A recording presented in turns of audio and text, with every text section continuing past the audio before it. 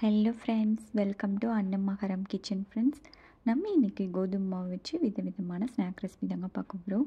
வீட்டில் ஸ்நாக்ஸ் இல்லாத டைமில் கண்டிப்பாக இந்த ரெசிபிலாம் ட்ரை பண்ணி பாருங்கள். டேஸ்ட் ரொம்பவே நல்லாயிருக்கும். ஈவினிங் ஸ்நாக்காக நீங்கள் ஸ்கூல்லேருந்து குழந்தைங்க வரும்போது இதை செஞ்சு கொடுங்க, விரும்பி சாப்பிடுவாங்க. இப்போ வாங்க நம்ம இந்த ரெசிபியெல்லாம் எப்படி செய்கிறதுன்னு பார்க்கலாம். இப்போ நம்ம முதல் ரெசிபி எப்படி செய்கிறதுன்னு பார்க்கலாங்க. இந்த ரெசிபி குழந்தைங்களுக்கு ரொம்ப பிடிக்கும். இப்போ இதுக்கு ஒரு பாத்திரம் வச்சுக்கோங்க. அதில் அரை கப் அளவுக்கு நான் வெல்லம் சேர்க்குறேன். உங்களுக்கு இனிப்பு அதிகமாக வேணும்னா நீங்கள் 3/4 கப் அளவு சேர்த்துக்கோங்க.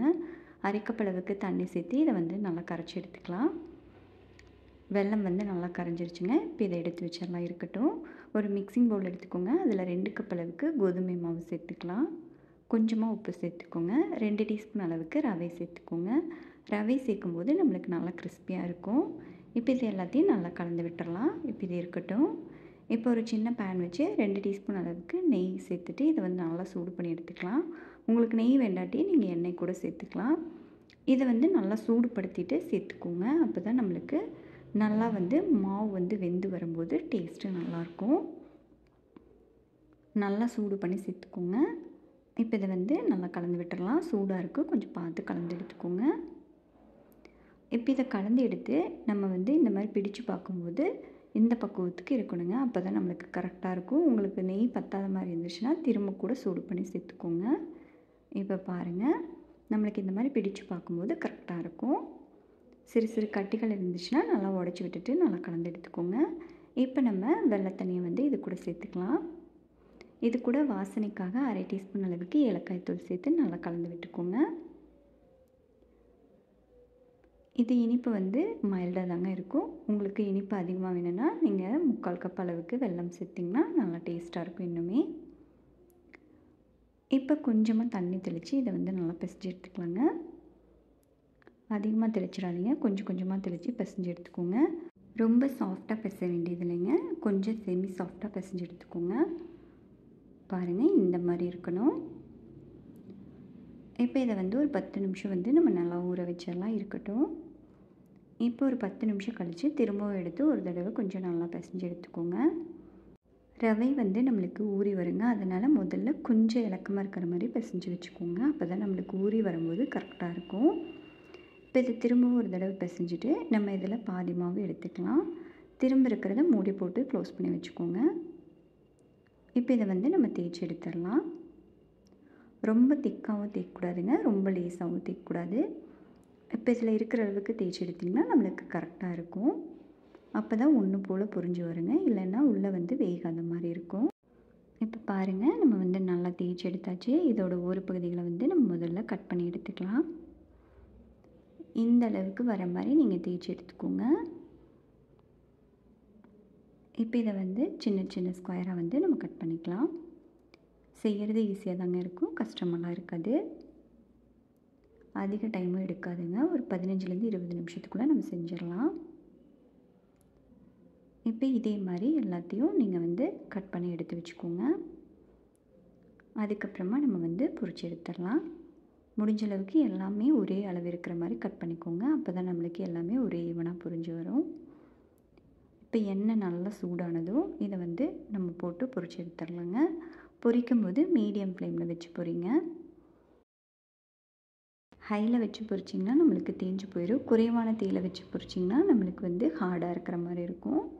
இப்போ இது எல்லா பக்கமும் ஒரே மாதிரி செவந்து வந்ததும் நம்ம வெளியே எடுத்துடலாம். கண்டிப்பாக இந்த ரெசிபியை நீங்களும் வீட்டில் செஞ்சு பார்த்துட்டு எப்படி இருந்துச்சுன்னு உங்கள் கமெண்ட்ஸை மறக்காமல் கமெண்ட் செக்ஷனில் சொல்லுங்கள். இப்போ பாருங்கள், எல்லா பக்கமும் ஒரே மாதிரி செவந்து வந்துச்சு. இப்போ இதை எடுத்துடலாம். இதை நீங்கள் ஒரு வாரம் வரைக்கும் வச்சு சாப்பிட்லாங்க. நல்லா ஏர்டைட் கண்டெய்னரில் போட்டு க்ளோஸ் பண்ணி வச்சிட்டிங்கன்னா அப்படியே இருக்கும், கெட்டு போகாது. கண்டிப்பாக ட்ரை பண்ணி பாருங்கள். இப்போ நம்ம செகண்ட் ரெசிபி கோதுமை மாவு வச்சு பக்கோடா ரெசிபி எப்படி செய்யலான்னு பார்க்கலாங்க. இது செய்கிறதுக்கு பார்த்திங்கன்னா ஒரு 10 நிமிஷத்தில் ஈஸியாக செஞ்சிடலாங்க. டேஸ்ட்டு ரொம்பவே நல்லாயிருக்கும். வீட்டுக்கு யாராவது டக்குன்னு கெஸ்ட்டு வந்துட்டால் கூட நீங்கள் டக்குன்னு ரெடி பண்ணிடலாம். கண்டிப்பாக இதையும் ட்ரை பண்ணி பாருங்கள். இப்போ வாங்க வீடியோக்குள்ளே போகிறதுக்கு முன்னாடி நம்ம நண்பர்கள் எல்லாருக்கிட்டையும் ஒரு அன்பான வேண்டுகோள், நம்ம சேனலை ஃபஸ்ட் டைம் பார்க்குற நண்பர்கள் மறக்காமல் சப்ஸ்கிரைப் பண்ணிட்டு பாருங்கள். அப்போ தான் நான் போகிற அடுத்தடுத்த வீடியோ உங்களுக்கு உடனுக்குடனே நோட்டிஃபிகேஷனில் கிடைக்கும். இப்போ வாங்க நம்ம இதை எப்படி செய்கிறதுன்னு பார்த்துடலாம். இப்போ இதுக்கு ஒரு மிக்சிங் பவுல் எடுத்துக்கோங்க. அதில் 5 பெரிய வெங்காயம் நல்லா நீளமாக கட் பண்ணி வச்சுருக்கேங்க. அதை சேர்த்து நல்லா இந்த மாதிரி பிசைஞ்சு எடுத்துக்கலாம். அப்போ தான் நம்மளுக்கு ஒன்றோட ஒன்று ஒட்டாமல் இந்த மாதிரி உதிரியாக கிடைக்கும். இப்போ இது கூடவே காரத்துக்கு தேவையான அளவு பச்சை மிளகாய் நல்லா நீளமாக இந்த மாதிரி கீறிட்டு சேர்த்துக்கோங்க. இப்போ இது கூடவே 1½ ஸ்பூன் அளவுக்கு அரிசி மாவு சேர்த்துக்கலாங்க. உப்பு தேவையான அளவு சேர்த்துக்கலாம். காரத்துக்கு தகுந்த மாதிரி மிளகாய் பொடி சேர்த்துக்கோங்க. 1/2 டீஸ்பூன் அளவுக்கு சீரகம், 1/2 டீஸ்பூன் அளவுக்கு சோம்பு சேர்த்துக்கலாம். ஒரு கொத்து கறிவேப்பிலை சேர்த்துக்கோங்க. 1 டீஸ்பூன் அளவு இஞ்சி பூண்டு விழுது சேர்த்துக்கலாம். இது எல்லாத்தையும் நல்லா கலந்து விட்டுறலாங்க. நம்மளுக்கு வெங்காயத்துலேருந்து தண்ணி விட்டு வரும். அதனால் முதல்ல நல்லா கலந்து விட்டுட்டு அதுக்கப்புறமா நம்ம மாவு சேர்த்துக்கலாம். இப்போ நான் இதுக்கு 1 கப் அளவுக்கு கோதுமை மாவு எடுத்துருக்கேங்க. இதை நம்ம ஃபுல்லாக சேர்க்க போகிறதில்ல. இப்போ நம்ம கொஞ்சம் கொஞ்சமாக சேர்த்துட்டு நல்லா இந்த மாதிரி ஃபுல்லாகவே நல்லா கலந்து விட்டுட்டு அதுக்கப்புறமா கொஞ்சம் கொஞ்சமாக சேர்த்துக்கலாங்க. நம்மளுக்கு வெங்காயத்தில் இருக்கிற தண்ணி முதல்ல நம்ம இந்த மாவை நல்லா உறிஞ்சி எடுத்துக்குவோம். இப்போ இன்னும் கொஞ்சம் மாவு சேர்த்து நல்லா கலந்து விட்டுக்கலாம். ரொம்ப அதிகமாகவும் சேர்க்கக்கூடாதுங்க. நம்ம கொஞ்சம் கொஞ்சமாக சேர்த்துட்டு தான் நம்மளுக்கு கரெக்டாக பதம் தெரியும். இப்போ இதை நல்லா கலந்தாச்சுங்க. இப்போ கொஞ்சம் கொஞ்சமாக தண்ணி தெளித்து நம்ம நல்லா கலந்து எடுத்துக்கலாம். இப்போ இதுக்கு பார்த்திங்கன்னா அதிகமாக தண்ணியெலாம் தேவைப்படாதுங்க. ஒரு 1/4 கப்புக்குள்ளே தான் தண்ணி தேவைப்படும். இந்த பக்கோடாவுக்கு நம்ம மாவு பிசைகிற பக்குவத்தில் தாங்க நம்மளுக்கு பக்கோடா நல்லா முறுமுறுன்னு கிடைக்கும். அதனால் பார்த்து பிசைஞ்சு எடுத்துக்கோங்க. இப்போ பாருங்கள் நல்லா கலந்து விட்டாச்சு. இன்னும் கொஞ்சம் நம்மளுக்கு மாவு தேவைப்படுற மாதிரி இருக்குது. நம்ம இன்னும் கொஞ்சம் சேர்த்துக்கலாம். உங்களுக்கு பார்க்கும்போதே தெரியும் பாருங்கள். இப்போ இன்னும் கொஞ்சம் மாவு சேர்த்து நம்ம நல்லா கலந்து விட்டுக்கலாங்க.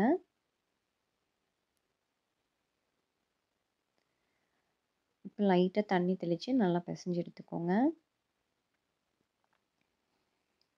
டேஸ்ட் ரொம்ப நல்லாயிருக்குங்க. கண்டிப்பாக ட்ரை பண்ணி பாருங்கள். நம்ம கடலை மாவில் தான் பக்கோடா செய்வோம். இந்த மாதிரி கோதுமை மாவில் செய்யும்போது எல்லாருமே ரொம்ப விரும்பி சாப்பிடுவாங்க. ஹெல்த்தியாகவும் இருக்கும். டேஸ்ட்டும் ரொம்ப நல்லாயிருக்குங்க. இப்போ இந்த பக்கம் நம்மளுக்கு கரெக்டாக இருக்கும். உங்களுக்கு பார்க்கும்போது வெங்காயம் அதிகமாக இருக்கிற மாதிரி தாங்க தெரியும். ஆனால் போட்டு பொரிச்சு எடுக்கும்போது இது கரெக்டாக இருக்கும். இப்போ இது பார்த்திங்கன்னா பேலன்ஸ் மாவு ஒரு 2 டீஸ்பூன் அளவுக்கு இருக்குங்க. இப்போ இதை நம்ம அப்படியே வச்சிடலாம். நல்லா எண்ணெய் சூடு பண்ணிவிட்டு கொஞ்சமாக சேர்த்துக்கோங்க. நம்மளுக்கு போட்டு பொரிச்சு எடுக்கிறதுக்கு நல்லா வரும். எண்ணெய் அதிகமாக குடிக்காதுங்க பக்கோடா. இப்போ எண்ணெய் காஞ்சிருச்சுங்க. நம்ம கொஞ்சம் கொஞ்சமாக போட்டு நல்லா பொரிச்சு எடுத்துக்கலாம். இப்போ இதை போடும்போது நீங்கள் தீயை மீடியம் ஃப்ளேமில் வச்சுக்கோங்க. அப்போ தான் நம்மளுக்கு கருகாமல் கிடைக்கும். இப்போ இதை போட்டு நல்லா பொன்னிறமாக வந்ததும் நம்ம எடுத்துடலாங்க. கண்டிப்பாக ட்ரை பண்ணி பாருங்கள். வீட்டில் ஸ்நாக்ஸ் இல்லாத டைமில் டக்குன்னு செய்கிற மாதிரி ஒரு ஹெல்த்தியான ஸ்நாக் ரெசிபி. இந்த ரெசிபியும் மிஸ் பண்ணாமல் ட்ரை பண்ணி பார்த்துட்டு எப்படி இருந்துச்சுன்னு உங்கள் கமெண்ட்ஸை ஷேர் பண்ணுங்கள். இப்போ நல்லா சிவந்து வந்துச்சு. இதை நம்ம எடுத்துடலாம்.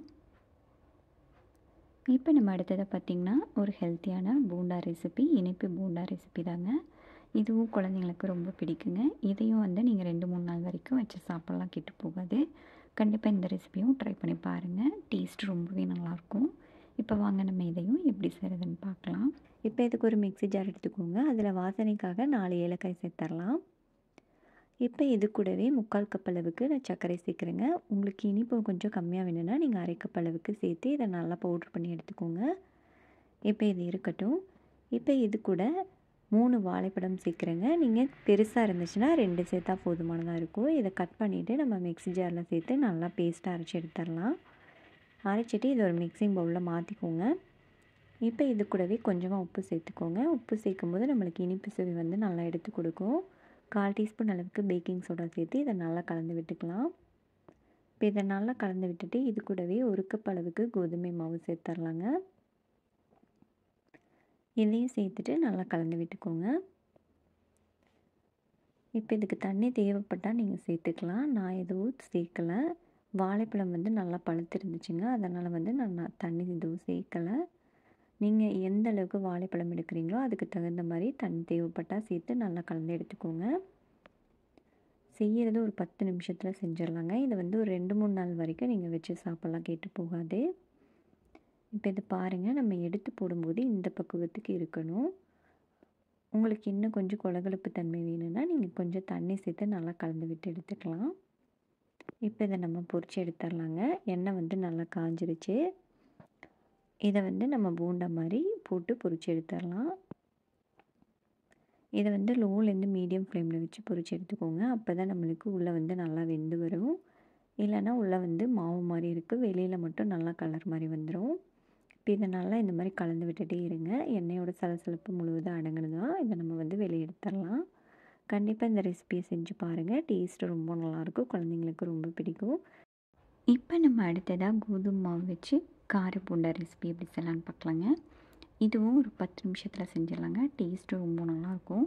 நம்ம நார்மலாக கடலை மாவில் செய்கிறத விட இந்த மாதிரி கோதுமை மாவில் செஞ்சு சாப்பிடும்போது ஹெல்த்தியாகவும் இருக்கும். இப்போ வாங்க நம்ம இதை எப்படி செய்கிறதுன்னு பார்க்கலாம். இப்போ இதுக்கு ஒரு மிக்சிங் பவுல் எடுத்துக்கோங்க. அதில் 1 கப் அளவுக்கு கோதுமை மாவு சேர்த்துக்கலாம். ஒரு பெரிய வெங்காயம் கட் பண்ணி வச்சுருக்கேங்க, அதையும் சேர்த்துடலாம். இது கூடவே 2 டீஸ்பூன் அளவுக்கு அரிசி மாவு சேர்த்துக்கோங்க. அதிகமாக சேர்த்தோம்னா நம்மளுக்கு ரொம்ப ஹார்டாயிரும். 2லேருந்து 3 டீஸ்பூன் அளவுக்கு சேர்த்துக்கோங்க. உங்கள் காரத்துக்கு தகுந்த மாதிரி பச்சை மிளகாய் பொடியை கட் பண்ணிவிட்டு சேர்த்துக்கலாம். மிளகாய்த்தூள் வந்து உங்கள் காரத்துக்கு அட்ஜஸ்ட் பண்ணி சேர்த்துக்கோங்க. 1/4 டீஸ்பூன் அளவுக்கு சீரகப்பொடி, உப்பு தேவையான அளவு சேர்த்துக்கலாம். கொஞ்சமாக பெருங்காய பொடி சேர்த்துக்கோங்க. 1 டீஸ்பூன் அளவுக்கு இஞ்சி பொடியாக கட் பண்ணி வச்சு அதையும் சேர்த்துக்கலாம். கொஞ்சமாக பொடியாக கட் பண்ண கொத்தமல்லி தழை, கருவேப்பிலை இலை சேர்த்துக்கோங்க. இது கூடவே 3 டீஸ்பூன் அளவுக்கு தயிர் சேர்த்துக்கலாம். புளிப்பில்லாத தயிராக சேர்த்துக்கோங்க. இது கூடவே ஒரு பிஞ்ச் அளவுக்கு சோடா உப்பு சேர்த்துக்கலாம். அதிகமாக சேர்க்க தேவையில்லை. இப்போ இது எல்லாத்தையும் முதல்ல தண்ணி சேர்க்காமல் நல்லா கலந்து விட்டுக்கலாங்க. நம்மளுக்கு வெங்காயத்தில் ஆல்ரெடி தண்ணி விட்டு வரும், அதனால் நல்லா கலந்து விட்டுட்டு அதுக்கப்புறமா நம்ம கொஞ்சம் கொஞ்சமாக தண்ணி சேர்த்து நல்லா கலந்து எடுத்துக்கலாம். இது வந்து ரொம்ப கெட்டியாகவும் கரைச்சி எடுக்கக்கூடாதுங்க, ரொம்ப தண்ணியாகவும் இருக்கக்கூடாது. ரொம்ப தண்ணியாக இருந்தால் நம்மளுக்கு வந்து எண்ணெய் குடிச்சிடும். இந்த பக்குவத்துக்கு கலந்து எடுத்துக்கோங்க. நீங்கள் போண்டா மாதிரி நல்லா உருண்டையாக போடுறீங்கன்னா இன்னும் கொஞ்சம் கெட்டியாக கலந்து எடுத்துக்கோங்க. நம்ம அந்த மாதிரி போடுறத விட இந்த மாதிரி போட்டு எடுக்கும்போது டேஸ்ட் வந்து நல்லாயிருக்கும். வெளியே வந்து நம்மளுக்கு நல்லா மொறுமொறுன்னு இருக்கும், அதுக்காக தான். இப்போ இது கூடவே 1 டீஸ்பூன் அளவுக்கு சூடான எண்ணெய் சேர்த்து நல்லா கலந்து விட்டுட்டு நம்ம வந்து பொரிச்சு எடுத்துக்கலாங்க.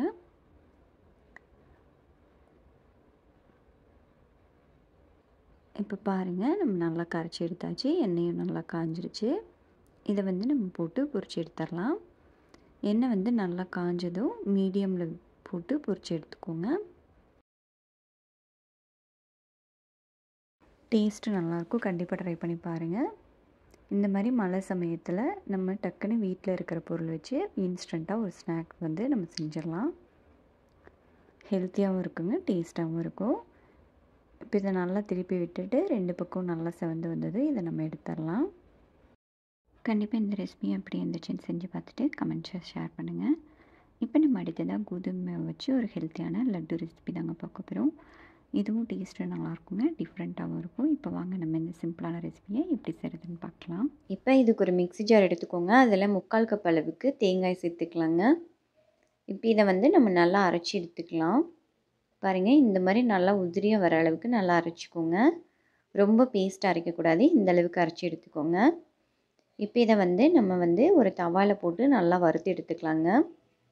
உங்கள்கிட்ட ட்ரை கோகோனட் இருந்துச்சுனாலும் நீங்கள் அதை கூட சேர்த்து செஞ்சுக்கலாம். நம்ம வந்து இந்த மாதிரி ஃப்ரெஷ்ஷாக இது பண்ணி செய்கிறங்காட்டி நம்ம இந்த மாதிரி வறுத்து எடுத்துக்கலாங்க. வறுத்து எடுக்கும்போது தான் நம்மளுக்கு கெட்டு போகாமல் இருக்கும். நீங்கள் 2-3 நாள் கூட வச்சு சாப்பிட்லாம்.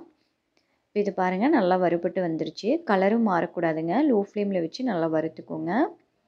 இப்போ இதை நம்ம ஒரு தட்டுக்கு மாற்றிக்கலாம். இப்போ அதே தவாவில் 1 கப் அளவுக்கு கோதுமை மாவு சேர்த்துக்கோங்க. இதையும் நல்லா வறுத்து எடுத்துக்கலாங்க. கலர் மாறக்கூடாது, நல்லா மணம் வர வரைக்கும் லோ ஃப்ளேமில் வச்சு நல்லா வறுத்துக்கோங்க கைவிடாமல்.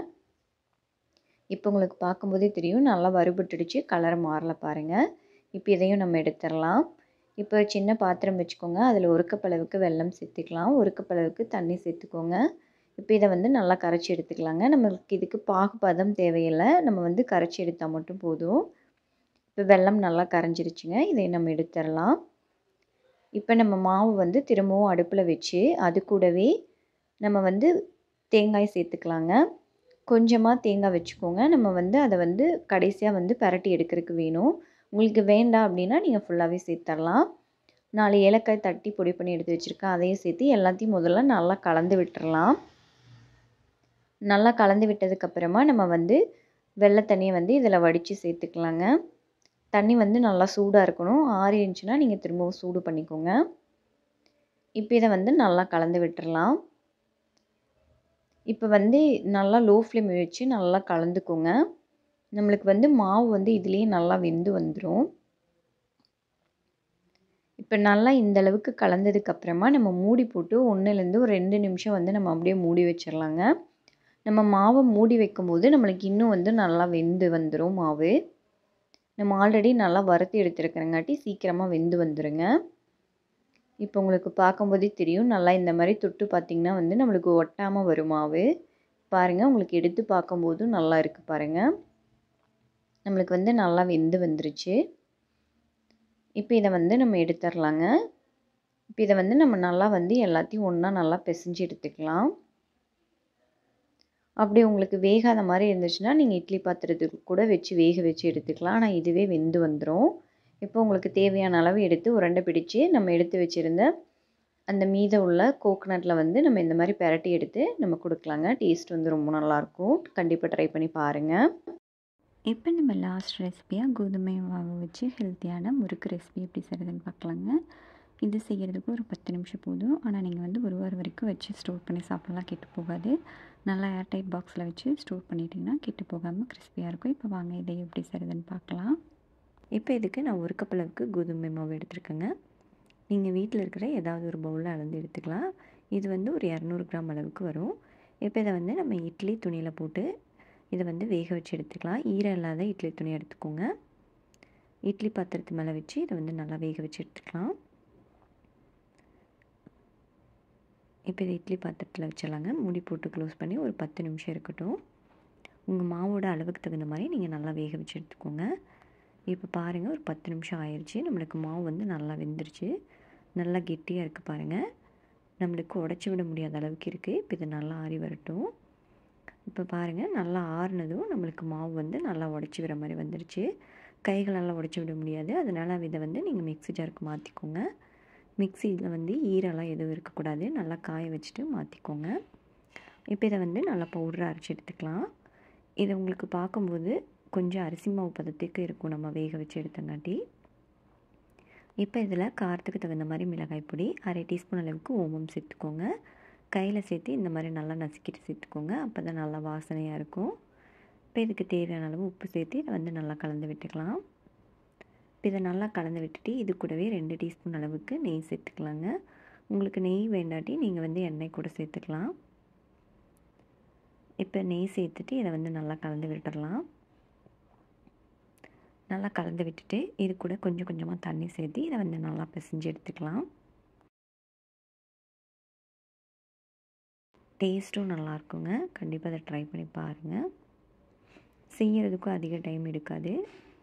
நம்ம இந்த மாவு வேக வைக்கிற டைம் மட்டும்தான். மற்றபடிக்கு ஒரு 10 நிமிஷத்துக்குள்ளே இதை வந்து செஞ்சு முடிச்சிடலாம்.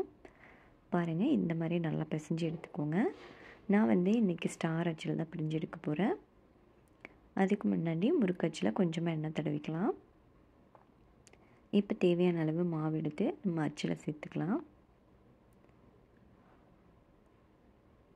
நீங்கள் உங்களுக்கு நார்மல் முறுக்கு வேணும்னாலும் செஞ்சுக்கலாம், இல்லை ரிப்பன் பக்கோடா மாதிரி வேணும்னாலும் நீங்கள் செஞ்சுக்கலாம்.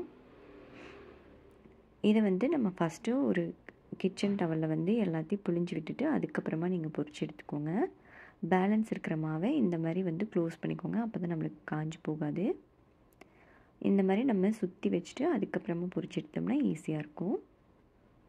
நம்ம வந்து எல்லாத்தையும் சுற்றி எடுத்தாச்சு. இப்போ வந்து பொரிச்சு எடுத்துடலாம். எண்ணெய் வந்து நல்லா காஞ்சிருச்சுங்க. நல்லா காஞ்சதும் இதை வந்து மீடியம் ஃப்ளேமில் வச்சு பொரிச்சு எடுத்துக்கோங்க. ஒரு சைடு நல்லா செவந்தது, இன்னொரு சைடு திருப்பி விட்டுறலாம். 2 சைடும் நல்லா கலர் மாதிரி கிறிஸ்பியாக வந்ததும் நம்ம இதை எடுத்துடலாம். கண்டிப்பாக அதை ட்ரை பண்ணி பாருங்கள். வீட்டில் இருக்கிற எல்லாத்துக்குமே ரொம்ப பிடிக்கும். செஞ்சு பார்த்துட்டு எப்படி இருந்துச்சுன்னு உங்கள் கமெண்ட்ஸை மறக்காமல் கமெண்ட் செக்ஷனில் சொல்லுங்கள். இந்த வீடியோ பிடிச்சிருந்தால் நம்ம சேனல் லைக் பண்ணி சப்ஸ்கிரைப் பண்ணிக்கோங்க. உங்கள் ஃப்ரெண்ட்ஸ்க்கும் ஷேர் பண்ணுங்கள். வீடியோ பார்த்த அனைவருக்கும் நன்றி.